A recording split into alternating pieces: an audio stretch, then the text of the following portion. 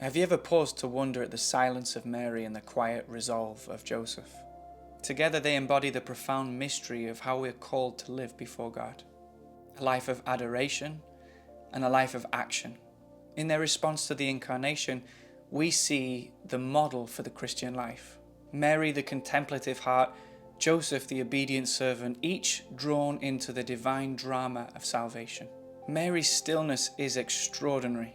She is found to be one who contains in her womb the infinite God, whom the heavens cannot contain. And he chooses to dwell within her, a woman, a mother.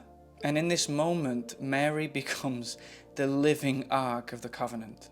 Like the ark of old, which carried the presence of God, she now carries God himself. But this presence is not veiled behind gold or stone tablets. It's veiled in her very flesh. What must it have been like to bear the Word in her womb? As Paul Claudel writes, she does not move, she says not a word, she adores. She is interior to the world because God no longer is outside her. In her silence, she holds within her the entire mystery of salvation. Her stillness dense with the presence of God. Her life becomes an unceasing act of adoration, her body a sanctuary, her heart a temple. She's the God-bearer, and her silence echoes the wonder of the whole cosmos. But Joseph is the one who moves. He's not found in the stillness of contemplation like Mary, but in the faithful obedience of action. The angel's command disrupts his understanding of life, yet he responds with unwavering trust. He dreams, he decides, he acts, all in the name of nurturing the mystery that's been entrusted to him. Joseph becomes the protector of Mary, the guardian of the child, and in this he reflects the fatherly care of God himself. Joseph's life is a dance of love and obedience around Mary, the ark of the new covenant. Like his ancestor David, who leaped and whirled before the ark as it entered into Jerusalem, Joseph moves with awe and reverence around this holy reality.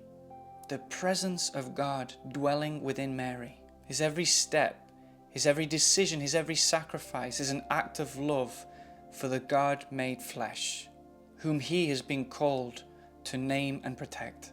And this is where the Christian life takes shape. Mary's stillness and Joseph's movement are not opposites, they're inseparable. Before Joseph acts, Mary adores. Before mission, there is presence.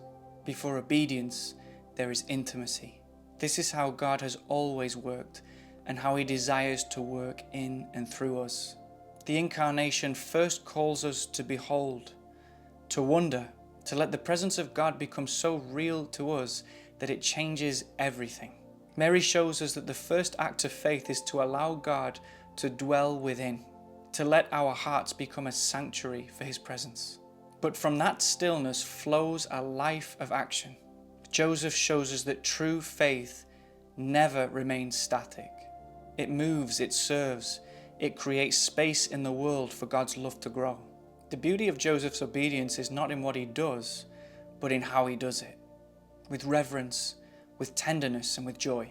Every time he looks at Mary, every time he sees the child who she carries, he is reminded of the mystery that is unfolding before him.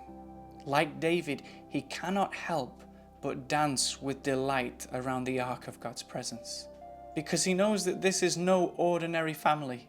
This is God himself come to dwell among us. And this is our invitation too, to let our lives reflect the stillness of Mary and the movement of Joseph, to adore first and then to act, to gaze upon the mystery of God with us, and then to let that wonder drive us to love, to serve, and to make room for him in the world. This Christmas, as we celebrate Christ's birth, let's look to Mary and Joseph as models. Like Mary, let's make room for God to dwell within us, silently, profoundly. And like Joseph, let us respond with faith-filled action, creating spaces where his love can be received and shared. The Word became flesh not just in Mary's womb, but so that he might dwell in us. Let your life, like Mary's, be a sanctuary for him.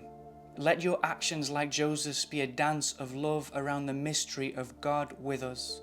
And may everything we do proclaim the wonder of the Incarnation, the glory of Emmanuel, God truly with us.